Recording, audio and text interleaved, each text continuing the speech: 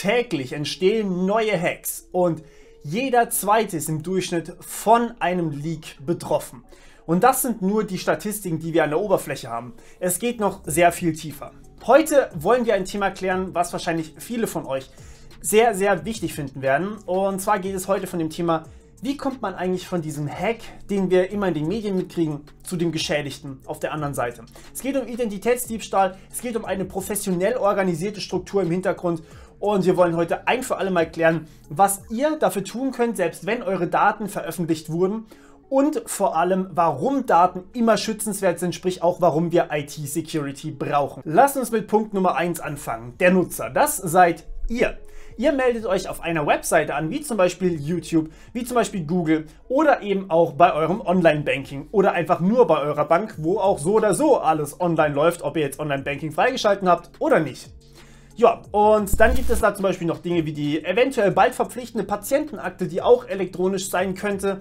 Und wenn wir da noch auf dem Stand von 1999 sind und die Hacker bereits in 2020 angekommen sind, dann haben wir bald richtig große Probleme. Ja, das Ding ist, wir wollen uns da natürlich schützen, aber wir müssen trotzdem unsere Daten angeben, sonst können wir die Dienste nicht benutzen und zu manchen Diensten, naja, da kommt man halt einfach nicht drum rum. Wie möchte man bitte was verdienen, wenn man kein Konto hat? Das funktioniert halt einfach nicht. Das heißt, ihr habt nicht mehr unbedingt die Möglichkeit zu sagen, ich möchte das nicht, sondern ihr werdet dazu gezwungen, außer ihr werdet Einsiedler, aber ich glaube, das ist nicht so unbedingt faszinierend für viele. Damit befinden sich eure persönlichen und personenbezogenen Daten schon im Internet. Personenbezogene Daten sind Daten, die auf euch als Person zurückführbar sind. Das heißt, wenn man mich jetzt im Internet sucht, dann findet man raus, wie ich aussehe, dann findet man raus, wie ich heiße und so weiter und so fort. Das sind personenbezogene Daten. Wir nehmen jetzt hier mal nur an, es handelt sich um Name, Adresse, Geburtsdatum und Passwort. Dinge, die ohnehin schon viele Leute eigentlich kennen und ihr eventuell auch mal so angeben müsst, wenn ihr euch zum Beispiel irgendwo so anmeldet in einem Unternehmen. Und dieses Unternehmen speichert diese Daten dann natürlich auch alle online. Dann kommen vielleicht sogar noch Ausweisbilder dazu, dann wird es ganz, ganz kritisch oder eben zum Beispiel bei der Bank und bei den Gesundheitsdaten, da kann man sehr viel kreativer werden, was das Ausbeuten und das Kaputtmachen angeht. Aber sei es erstmal nur so hingestellt, wir haben nur Name, Adresse, Geburtsdatum und Passwort im Internet veröffentlicht. Kommen wir zu Punkt Nummer 2, dem Hack. Ja, das ist das, was in den Medien mal ganz groß aufgebauscht wird. Irgendein Typ im Kapuzenpulli sitzt vor einem Computer in einem absolut abgedunkelten Raum und tippt irgendwas in die Tasten ein. Das ist allerdings nur in Hollywood oder in den Medien so. Das ist in Wirklichkeit absolut gar nicht so. Sowas dauert sehr lange und sowas ist absolut nicht einfach. Denn ja, wie das geht, zeige ich auf meinem Hauptkanal. Das hat jetzt hier erstmal nichts zu tun. Aber es dauert. Es dauert sehr, sehr lange, man braucht sehr viel Wissen und deswegen ist es auch so schwer, so eine Sicherheitslücke zu finden. Deswegen arbeiten Security-Forscher auf der ganzen Welt immer daran, möglichst viele Security-Schwachstellen zu finden und dann zu fixen. Aber wenn dann doch mal eine gefunden wird von jemandem, der das Ganze bösartig meint, und das sind nicht nur Leute in ihrem Keller, das sind wirklich organisierte Verbrecher sozusagen. Es gibt auch wirklich staatlich organisierte Hacker, die dann irgendwo einbrechen und Daten klauen, um die dann irgendwie für den Staat zu benutzen. Ja? Also das sind nicht immer nur diese Kellerkinder, teilweise natürlich auch.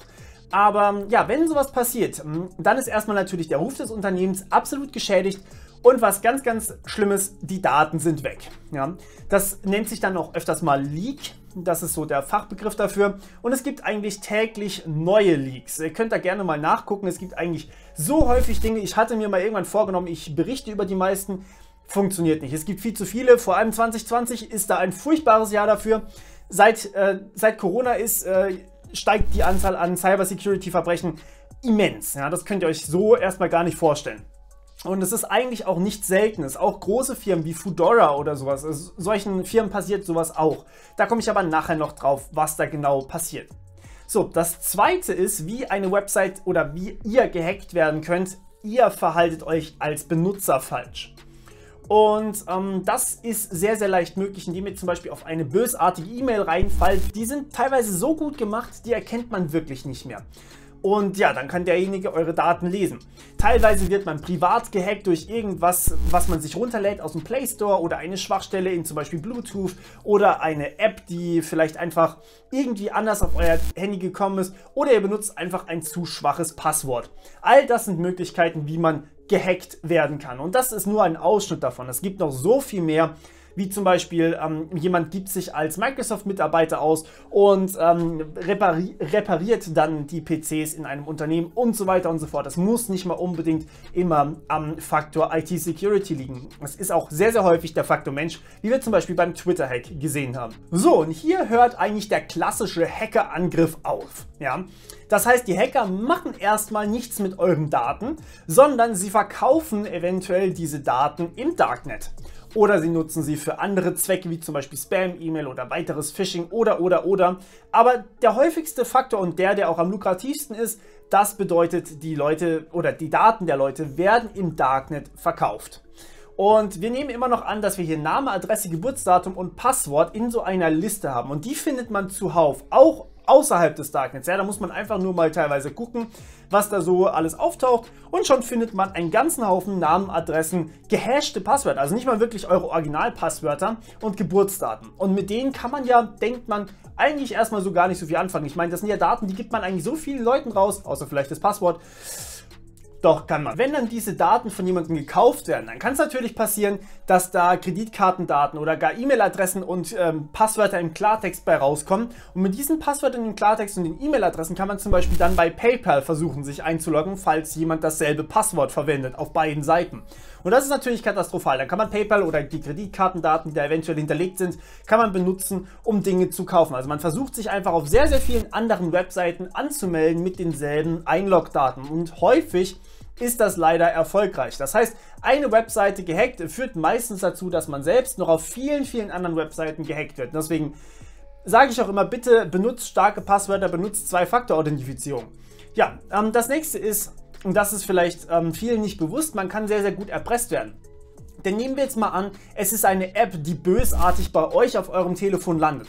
Diese App hat dann von mir aus auch noch Kamerazugriff und nimmt dann eben Bilder zum Beispiel beim Duschen oder beim Umziehen auf. Solche Bilder können sehr, sehr gut zum Erpressen genutzt werden. Wir haben auch schon Fälle gehört, wo Leute erpresst wurden mit Bildern, die sie eigentlich gar nicht hatten. Dazu braucht man nur Kontaktdaten von der Person und vielleicht einen Namen, damit man authentischer rüberkommt. Und ja, diese Bilder müssen wie gesagt nicht freiwillig entstanden sein. Und wenn man jetzt an Gesundheitsdaten denkt, dann kann man da noch sehr viel kreativer werden. Zum Beispiel, wenn veröffentlicht wird, dass eine Person eine Psychose hat, dann kann das dazu führen, dass diese Person eher unwahrscheinlicher eingestellt wird. Vielleicht aus einem anderen Grund, der vorgeschoben ist, aber es kann auch durchaus sein, dass dann der Job verloren geht. Und das ist natürlich was man gar nicht möchte. Aber tatsächlich psychische Erkrankungen sind für einen Großteil der Ausfälle bei der Arbeit verantwortlich und sorgen bei einem Arbeitgeber meistens für ein Nein, danke. Und das ist eher traurig.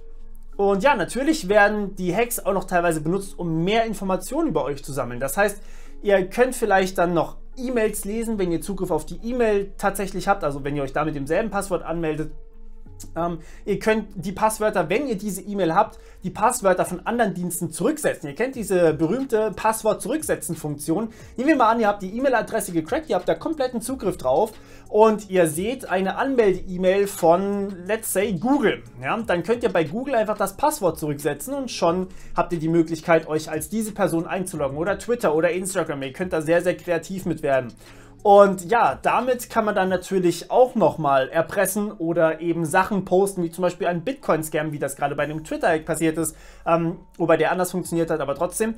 Und dann kann man zum Beispiel auch noch auf Tinder Seitensprünge verfolgen und dann die Person damit wunderbar erpressen. Da kann man sehr, sehr kreativ werden und das ist nur eine Sache. Das sind erstmal die direkten Bedrohungen. Es geht aber noch sehr, sehr viel weiter, wenn wir Richtung Identitätsdiebstahl gucken, und zwar auf indirekte und noch viel größere Bedrohungen. Identitätsdiebstahl wird meiner Meinung nach eines der größten Probleme des jetzt kommenden Jahrzehnts, wenn wir dagegen nichts tun.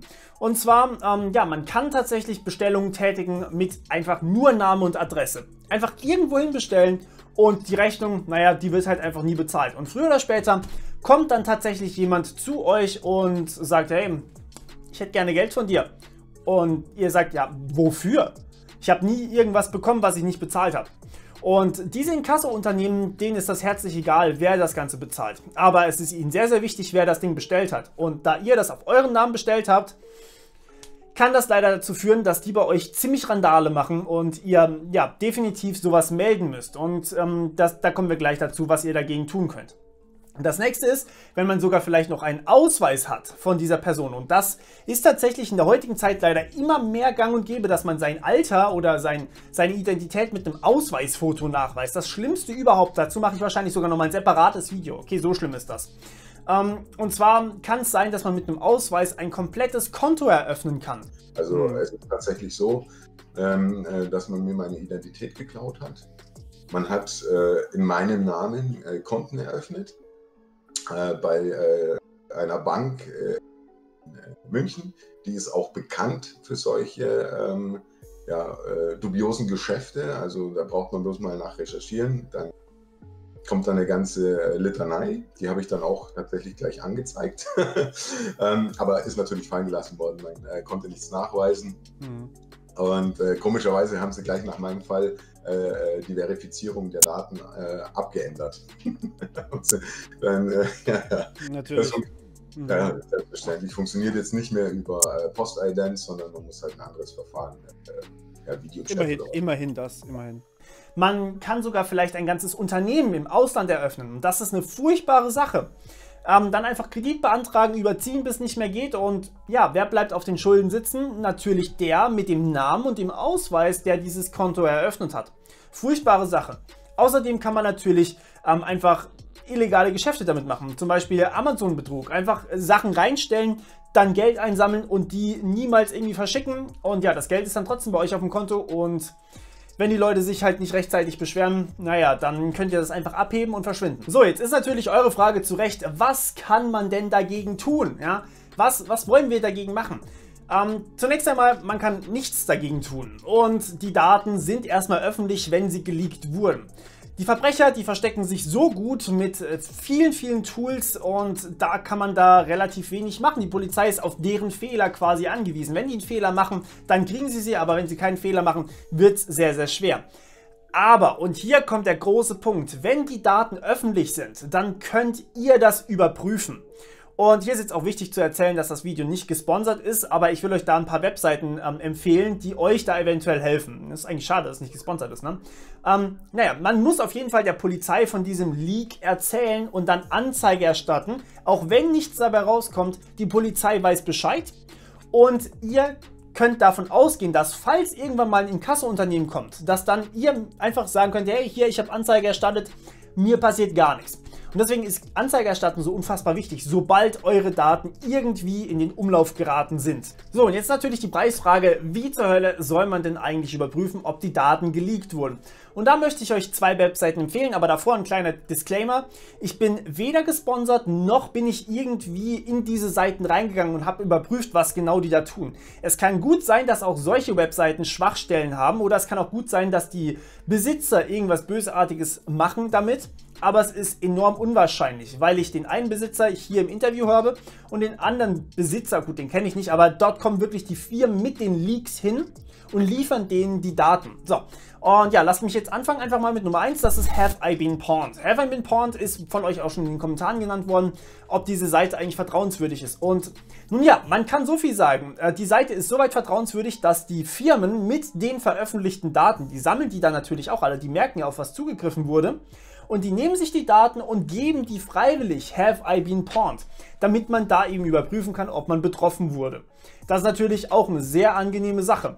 Und ja, natürlich diese Leaks sind nicht öffentlich, sondern erstmal nur privat. Das heißt, die Seiten haben sie und die geben sie an Have I Been Pawned weiter und ihr könnt euch da selbst mal kurz überprüfen, ob da irgendwas von euch geleakt wurde. Das zweite ist diese Webseite, die euch jetzt Klaus vorstellen möchte.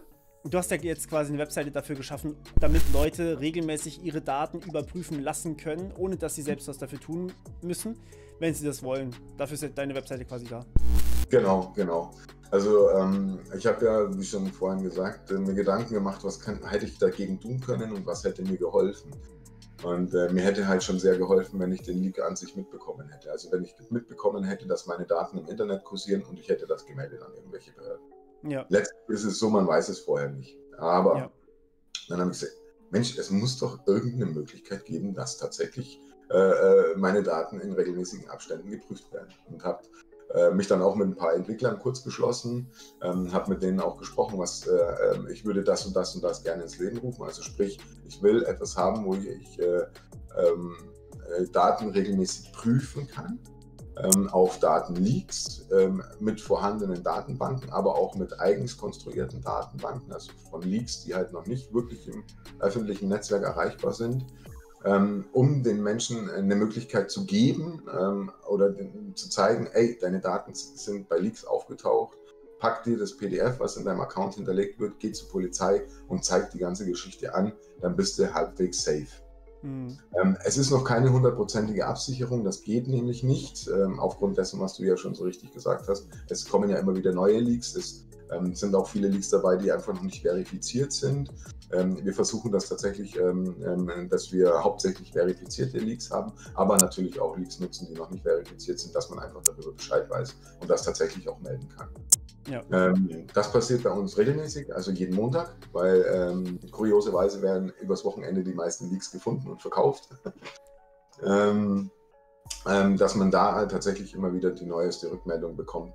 Daten sind betroffen, geht zum Behörden, macht eine Meldung und zeigt das alles an. Das Schöne ist, man kriegt Datum, welche Plattform, wie viele Leaks dort existieren, was für Daten betroffen sind, Name, Adresse, bis hin zur Sozialversicherungsnummer. Ja. Checken wir dann tatsächlich auch betroffen. So, das Fazit von dem Ganzen ist, leider ist immer noch alles reaktiv. Es ist nicht proaktiv, sondern reaktiv. Das bedeutet, ihr könnt erst was tun, wenn ihr wirklich eure Daten im Netz findet. Ihr könnt dann erst Anzeige erstatten. Ihr könnt dann erst sagen, hey, ich war das nicht, wenn jemand zu euch kommt und wenn ihr irgendwas davon mitkriegt. Und das ist natürlich eigentlich eine absolute Schweinerei. In der Zeit kann natürlich schon mal auf euren Account irgendwas bestellt worden sein und das ist eine ziemlich miese Sache. Aber trotzdem, es ist besser als gar nichts. Auf der anderen Seite, die Leute, die wirklich proaktiv was machen können, sind die Firmen. Bitte, bitte, bitte an die Firmen, die hier vielleicht zugucken, hoffentlich zugucken, wenn ich schicke das Video überall rum, wo ihr könnt. An die Firmen, die hier zugucken. Ihr müsst in IT-Sicherheit investieren, damit solche Sachen mit euren Kunden nicht passieren.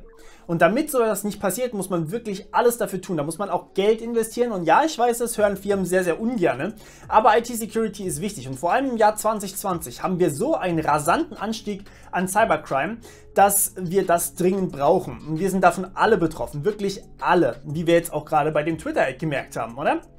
Okay, und was man zusätzlich noch sagen kann, Datensparsamkeit ist auch enorm wichtig. Sparsamkeit bedeutet, wir speichern nicht zum Beispiel Ausweisfotos, wenn wir die nicht unbedingt brauchen. Das heißt, wenn ihr mal wieder irgendwo einen Artikel ab 18 kaufen wollt, dann sendet da definitiv nicht euren Ausweis hin, sondern sagt denen, sie sollen das Ganze über Postident machen. Dann kommt der Postbote zu euch, dem zeigt ihr ganz kurz euren Ausweis und schon ist das Ganze abgeklärt. Aber auf keinen Fall den Ausweis übers Internet verschicken. Wer macht denn sowas? Und dementsprechend bedanke ich mich an alle, die zugeguckt haben. Auch hoffentlich an die Firmen, die sich das jetzt zu Herzen nehmen. Hoffentlich auch die Leute, denen ich zeigen kann oder vielleicht erst aufzeigen kann, dass sie eventuell gepornt wurden. Und ja, wenn ihr mehr erfahren wollt über was tatsächlich reale Gefahren sind und was vieles von Hollywood aufgesetzte Gefahren sind, dann möchte ich euch dazu motivieren, einen Kommentar zu schreiben, zu abonnieren und die Glocke natürlich zu drücken, damit ihr mehr über dieses Thema erfahren könnt. Und wenn ihr noch an der Technik hinten dran interessiert seid, dann schaut ganz gerne auf meinem Hauptkanal vorbei. Wir hören uns wieder beim nächsten Mal. Bis dann, ciao.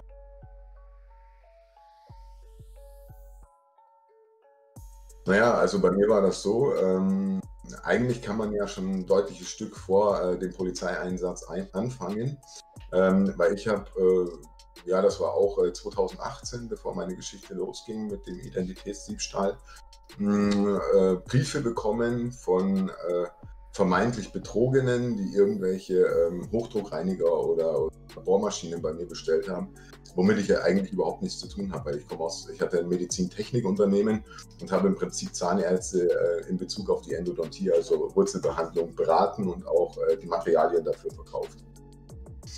Habe dann ein Einschreiben bekommen per Rückschreiben von irgendjemandem, der mir gesagt hat, entweder will er sein Geld wieder haben oder die Produkte, die er irgendwie vermeintlich bestellt hat. Ich habe mir dann den Brief etwas genauer angeguckt und mir ist dann ganz schnell aufgefallen, es stand irgendwie kein Absender drauf. Es stand nicht so wirklich etwas dabei, wo ich jemanden erreichen kann. Habe dann auch angefangen zu recherchieren im Internet, nichts einfacher als das. Und habe dann herausgefunden, dass das auch eine Betrugsmasche ist, die gerade kursiert. Also sprich, Man bekommt irgendwelche Einschreiben mit irgendwelchen Aufforderungen, irgendwelche Zahlungen zurückzuerstatten, die man nie empfangen hat.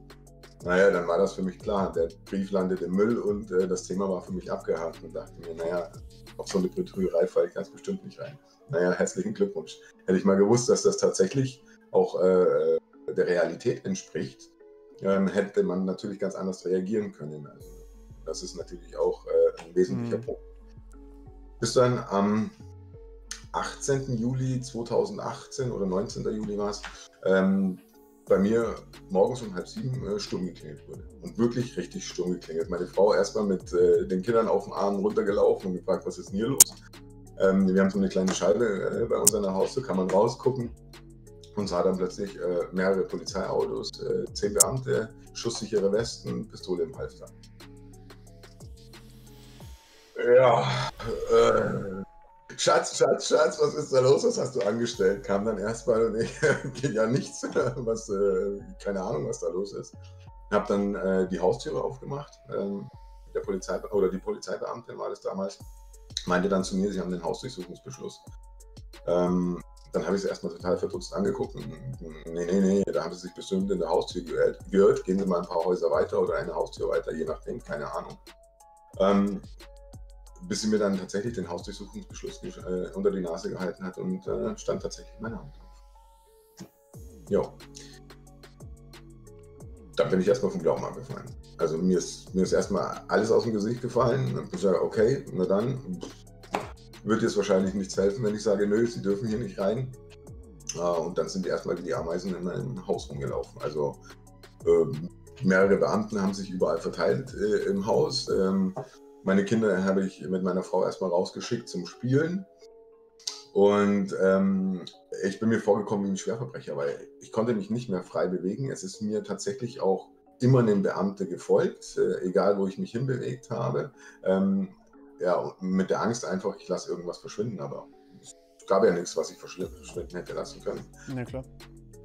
Es wurden dann tatsächlich meine ganzen Datenträger, alles wurde beschlagnahmt, also von meinem Rechner bis zu meinem Telefon, Sticks, externe Festplatten, also wirklich alles, die haben alles mitgenommen. Und dann stand ich erstmal da, was ist jetzt passiert? Jo, dann musste ich natürlich den ganzen Spaß unterschreiben, dass die das Zeug mitnehmen und die kriminaltechnische Untersuchung schicken zur Analyse. Dachte mir dann, ja gut, mach das mal, aber wie soll ich jetzt mich irgendwie telefonisch bei irgendjemandem melden? Ich bin einfach abgeschnitten jetzt von der Außenwelt, weil die haben auch meine Telefone, also meine Handys, alles mitgenommen. Habe dann so lange drauf gepocht, bis sie dann irgendwann mal, ich denke, einen Klon von meinem Telefon angestellt haben und ich durfte das dann 2 Tage später wieder abholen, dass man natürlich auch ein bisschen handlungsfähig ist, weil das große Problem bei mir war ja damals, ich war selbstständig, bin ich nach wie vor noch und hatte keine Möglichkeit, meine Kunden zu erreichen. Ich konnte nicht sagen, was ist los, was ist passiert. Alles ist auf meinen Datenträgern digital gespeichert. Ich arbeite sehr wenig mittlerweile mit Papier, weil es einfach deutlich einfacher ist. Und ich war weg. Ich konnte nicht mehr darauf zugreifen. Nichts. Irgendwann mal ist dann natürlich, ist es dann so weit, dass die Kunden abspringen. Also man verdient dann kein Geld mehr, man muss sich irgendwie rechtfertigen. Rechnungen kann man nicht mehr schreiben, gar nichts mehr, weil alles tatsächlich online passiert. Bis dann irgendwann mal so weit gekommen ist, weil ich konnte mich ja nicht mehr um Bestellungen oder um Auftragsabwicklungen oder Bestellungen, die schon getätigt wurden oder irgendwelchen Zahlungsverkehr. Ich konnte mich um nichts mehr kümmern. Irgendwann war es dann natürlich so weit, dass die Kunden ungeduldig geworden sind. Dann hat man da auch schon den Vorwurf gekriegt, man ist ja ein Betrüger und ich habe dann angerufen und gesagt, Leute, nein, es tut mir leid, ich kann momentan einfach nichts dafür. Also es ist tatsächlich so, dass man mir meine Identität geklaut hat.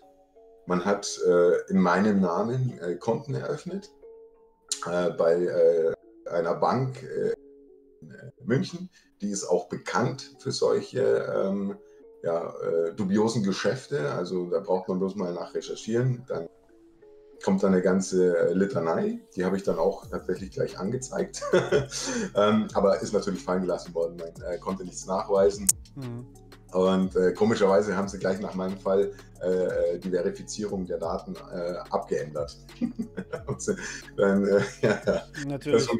Ja, selbstverständlich. Funktioniert jetzt nicht mehr über Postident, sondern man muss halt ein anderes Verfahren, Videochat Immerhin, oder was. immerhin das, immerhin. Ja, leider für mich zu spät, ganz ehrlich gesagt. Ja, natürlich. Ja, ich musste dann auch, wurde dann auch nochmal vorgeladen zur Polizei, saß dann auch 2 oder 3 Stunden beim Verhör, habe die dann aufgeklärt, habe denen auch alles erzählt, habe gesagt, okay, ich war es nicht. Es war damals tatsächlich so, dass ich mit meiner Familie ein Haus kaufen wollte. Dadurch, dass ich halt viel auch im Netz unterwegs bin, nichts leichter als das, Kredit beantragen oder auch Kredite auswerten. Es gibt schöne Vermittler, da kriegt man relativ gute Konditionen. Habe dann auch einen gefunden, der seriös erschien, also auch mit Impressum, mit Handelsregisterauszug, allem drum und dran, also wirklich perfekt gemacht. Die Seite auch.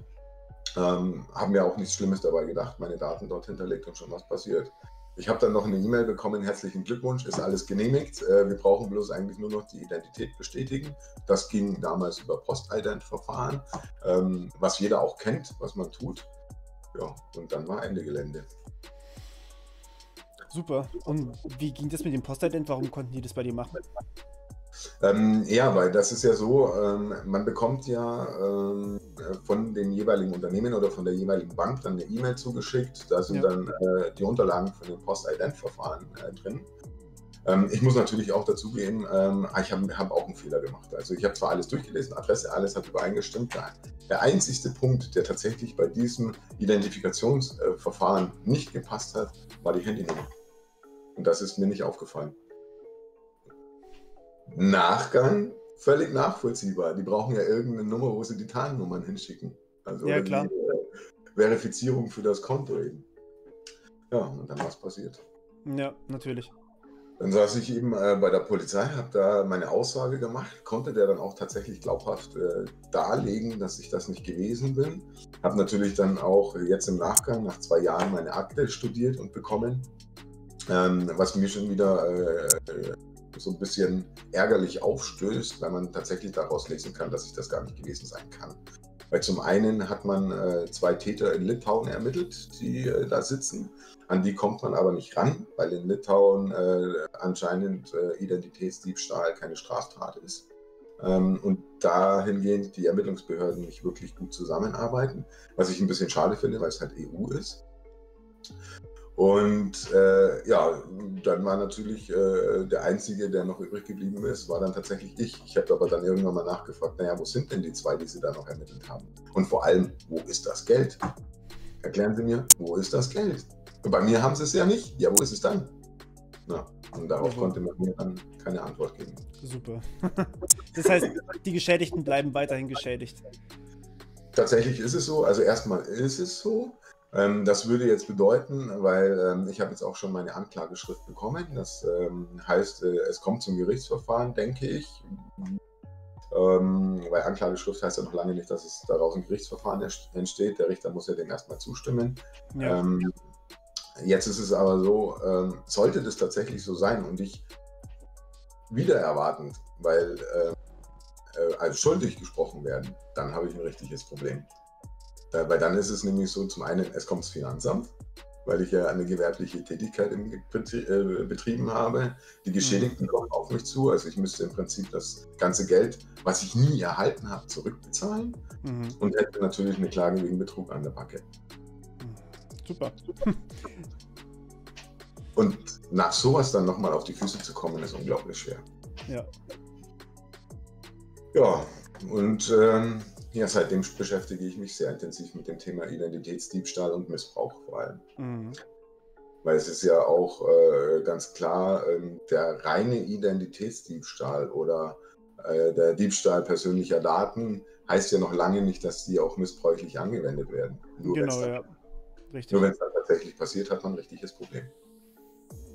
Und dann wird es halt auch so schlimm, dass man schon Konten plötzlich auf seinen Namen findet, die man eigentlich nicht besitzt. Genau. Ja, ich habe aufgrund meines Falles dann auch ein Unternehmen gegründet, Safe Cyber Identity, wo sich mit den Themen beschäftigt. Da bekam ich tatsächlich dann auch Anfragen von anderen Betroffenen, denen das genauso ergangen ist, aber noch ein Ticken schlimmer. Da wurden dann tatsächlich Konten in mehreren europäischen Ländern eröffnet und ganz komische Webseiten auf ihren Namen kreiert und die haben dann richtig Probleme bekommen. Natürlich. Die werden ja dann auch verfolgt von mehreren Ländern auf einmal. Genau. Also der jüngste Fall, den ich gerade betreue, also der ist ja schon so krass, dass man haben will, weil es halt gefährlich ist. Es ist wirklich gefährlich, also für die Einzelnen. Würde ich einfach kurz erzählen, wenn es für dich okay ist. Auf jeden Fall, gerne. Ja, auf jeden Fall. Da ist es so, dass man über Facebook seine komplette Identität geklaut hat, also sprich Bilder, Videochats, also wirklich alles. Der Mann, den kennt vielleicht der eine oder andere, ist der Herr Mario Schmidt, ist auch schon öffentlich im Fernsehen diskutiert worden, Frühstücksfernsehen, jetzt vor kurzem auf SWR war ein Bericht darüber. Und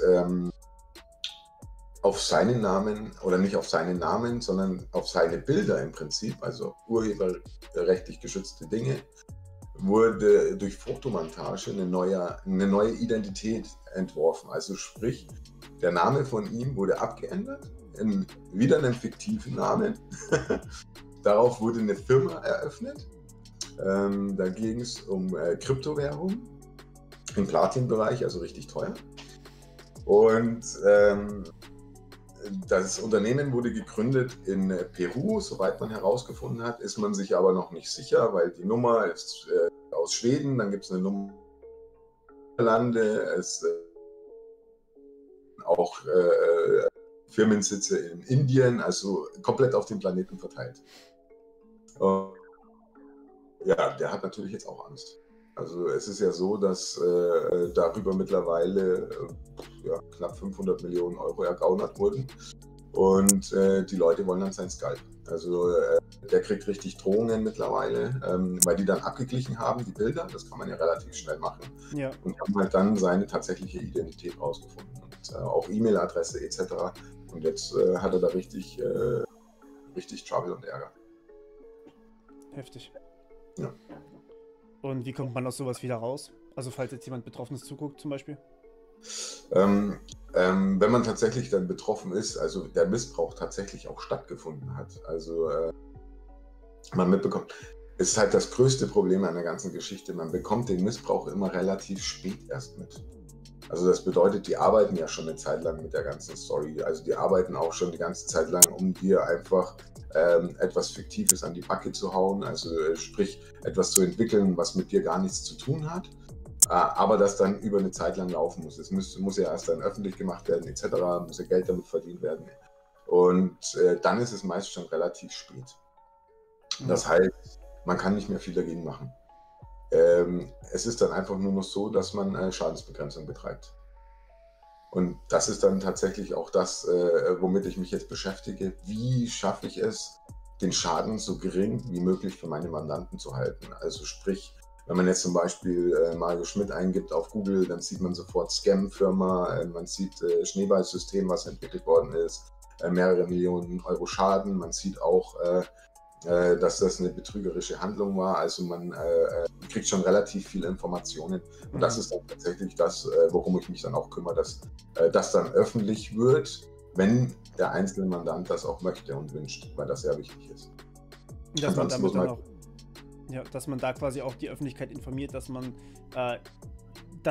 seine Daten einfach nicht mehr sicher weitergeben kann, beziehungsweise dass andere diese Daten potenziell nutzen auf böse Art und Weise. Genau, richtig. Also das muss tatsächlich dann auch klar gemacht werden und versucht werden, dass man das so schnell wie möglich dagegen wirkt. Aber meist ist es, wie schon gesagt, relativ weit und dann wird es, ich stehe ja da auch, ich habe ja ein großes Netzwerk jetzt mittlerweile mir auch aufgebaut, genau was diese Themen auch betrifft und versuche mit denen dann zusammen tatsächlich das alles wieder in den Griff zu bekommen. Ja. Aber leider ist es sehr schwer und es kann auch passieren, das ist auch schon häufiger vorgekommen, dass man seine komplette Identität wechseln muss. Also dass man komplett ein neues Leben startet. Sozusagen ein Zeugenschutzprogramm. Ja, es ist nicht direkt ein Zeugenschutzprogramm, aber es kommt dem Ganzen schon sehr nah. Heftig, ja. Genau. Und so merkt man halt erstmal, dass das kein Thema ist mehr, dass nur einzelne Personen betrifft, sondern das Ja. nimmt exorbitant zu, gerade momentan. Und Hm. ich bin auch der großen und festen Überzeugung, dass über die Corona-Krise noch deutlich mehr passiert ist, weil ja auch deutlich mehr digital läuft. Ja. Aber wir das erst in 1 bis 2 Jahren erst wirklich die Auswirkungen davon mitkriegen. Es wird immer vereinzelt was auftauchen, nehme ich an, aber ich denke, der Großteil wird erst in 1, 2 Jahren dann tatsächlich auffloppen. Ja, wahrscheinlich. Weil dann eben die ganzen Schuldeneintreiber kommen und ihr Geld wieder zurückhaben wollen, sozusagen. Genau, genau. Und das kann ja teilweise auch tatsächlich so weit laufen, dass die Leute bei einem vor der Tür stehen. Wenn es jetzt existenzbedrohend ist für die einzelne Person, die da vermeintlich Geld investiert hat, was dann verloren ist. Das hat er ja nie wieder zurückbekommen. Es gab ja auch den Mario Schmidt Leute, die haben ihn dann angefleht über verschiedene Kanäle, dass er das Geld wieder zurückzahlt, obwohl er das ja nie bekommen hat, weil sie ihre Miete nicht mehr bezahlen können oder was auch immer oder krank sind und das für ihre Gesundheit jetzt brauchen, um irgendwie wieder im Leben klarzukommen. Das ist halt auch super gefährlich dann. Das ist gefährlich. Also es ist jetzt auch so weit, dass er teilweise Länder auch vermeiden muss, dorthin zu reisen. Also Peru wurde ihm auch schon ganz deutlich gesagt, dass er da die nächsten 15 am besten nie wieder hinreisen sollte. Auch die asiatischen Länder so Richtung Indien auch sollte er lieber lassen. Am besten nicht, weil die Leute sein Gesicht kennen, weil ja sein Gesicht dazu benutzt wurde und dann möglicherweise ihn dafür verantwortlich machen. Genau, richtig. Was ja auch irgendwo nachvollziehbar ist. Jeder Einzelne sucht sich ja auch einen Schuldigen. Du brauchst ja irgendjemanden, an den du rantreten kannst. Das ist ja für die meisten noch so weit weg, dass das jemand ist, der überhaupt nicht in der Realität existiert. Den gibt es ja nicht. Der ist nicht da normal. Und das ist das Gefährliche an der ganzen Geschichte. Puh. Also da sehe ich 2 Probleme. Erstens mal nicht scammen lassen, das ist das eine. Und das zweite ist natürlich der Identitätsdiebstahl. Den muss man einfach frühzeitig erkennen und dann halt melden. Dann muss irgendwie von offizieller Seite da so viel wie möglich dafür getan werden, dass sowas dann halt nicht ausgenutzt wird. Genau. Also das ist ja auch das, was ich jetzt gerade tue, das für mich auch der ausschlaggebende Punkt war, weil ich ja auch recherchiert habe, naja, was kann ich jetzt dagegen tun? Welche Möglichkeiten habe ich überhaupt? Und man hat keine. Man ist in erster Linie erstmal auf sich selbst gestellt. Also es gibt zwar ein paar Vereine, wo man sich hinmelden kann, aber das Thema ist einfach noch so unpublik und auch wird noch irgendwie hinter verschlossenen Türen gehalten, hatte ich so das Gefühl. Obwohl es deutlich mehr Menschen betrifft, als man sich überhaupt vorstellen kann. Es sind schon, ja, man sagt, die Identität von jedem Zweiten in Deutschland ist schon irgendwie öffentlich, also der das Internet nutzt. Wir haben jetzt roundabout 65 Millionen Internetnutzer hier in Deutschland ab 14 Jahren. Und da kann man eigentlich schon von ausgehen, dass jeder Zweite betroffen ist von Identitätsdiebstahl. Geil, super. Und das ist ein junges Thema mit über 30 Millionen Betroffenen im Endeffekt. Ja, genau. Also das kann man ja schon schade. Ja.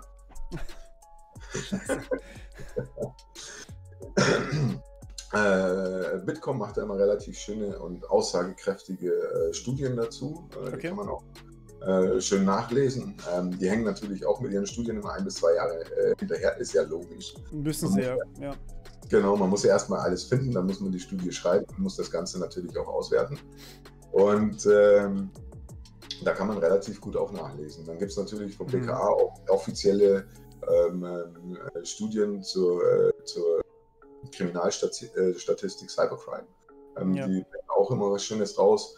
Nur letztlich ist es halt bei der Studie so, dass jetzt zum Beispiel, wenn Facebook gehackt wird und 1 Million Daten werden abgegriffen, dann ist es so, dass es als ein Fall zählt. Also das ist jetzt nicht, okay, 1 Million User sind betroffen, sondern es ist dann ein Fall. Das ist auch großzügig gezählt. Ja. Gut. Macht natürlich auch, klar, die Aufklärung richtig schwer. Also, ja, natürlich. Man hat ja nicht viele Möglichkeiten. Ja, weil es im Endeffekt fast jeden betrifft dann auch. Ja, es ist tatsächlich so. Also, wie gesagt, man kann so roundabout davon ausgehen, dass jeder Zweite schon betroffen ist. Als ich meine Daten auswerten ließ, habe ich dann mitbekommen, oh ja, seit 2013 kursieren meine Daten ja schon irgendwo im Netz. Cool. Ja, 2016 war das sogar dem LKA bekannt, aufgrund einer Beschlagnahmung aus betrügerischen Handlungen eben und da wurden meine Daten bei einem Leak gefunden. Und das war 2014 oder 2015, irgendwie so um den Dreh war das dann bekannt. Und das sind nur die Leaks, die wirklich öffentlich geworden sind. Dann gibt es natürlich noch viele Leaks, die gar nicht mehr öffentlich sind. Genau, richtig, das ist es ja. Also es ist immer ganz schön und auch gut für jeden Einzelnen, wenn man seine Identität tatsächlich auf Leaks prüfen lässt. Weil dann kann man eben bei uns in Deutschland zur Polizei gehen, da eine Anzeige stellen. Man soll darin aber nicht allzu große Hoffnungen setzen. Und das Problem ist einfach, es ist zu schwer, da jemanden zu ermitteln. Und die Masse an Diebstählen ist einfach viel zu groß. Ja. Aber es ist sehr wichtig für sich selber zum Selbstschutz, weil werden deine Daten dann missbräuchlich angewendet, kannst du sagen, okay, hallo Leute, ich war hier, ich habe das angezeigt, ich habe davon bekommen, lasst mich bitte da aus dem Spiel. Ja. Kümmert euch darum, dass das aus der Welt geschafft wird. Das heißt, man ist dann quasi für sich selber abgesichert, man hat dann was bei der Polizei vorzuweisen und es ist quasi ein Aktenzeichen im Endeffekt, dass man wirklich da betroffen wurde und dass man das selber nicht gewesen ist dann. Genau, richtig. Ja. Genau. Weil ich wurde dann auch häufig gefragt, naja, machen das dann nicht die Verbrecher auch, also die Betrüger dann tatsächlich ihre Daten prüfen lassen? Klar, kann mitunter tatsächlich auch so sein. Ja. Aber es gibt kein Krimineller freiwillig, also würde ich jetzt tippen, freiwillig zur Polizei, stellt irgendwie eine Anzeige und hat womöglich auch noch das Problem, dass er dann tatsächlich auch selber dafür belangt wird. Weil irgendwann kommt es immer raus. Das ist so. Also erwischen, man braucht bloß einen kleinen Fehler machen und dann ist es oder fliegt das ganze Konstrukt auf.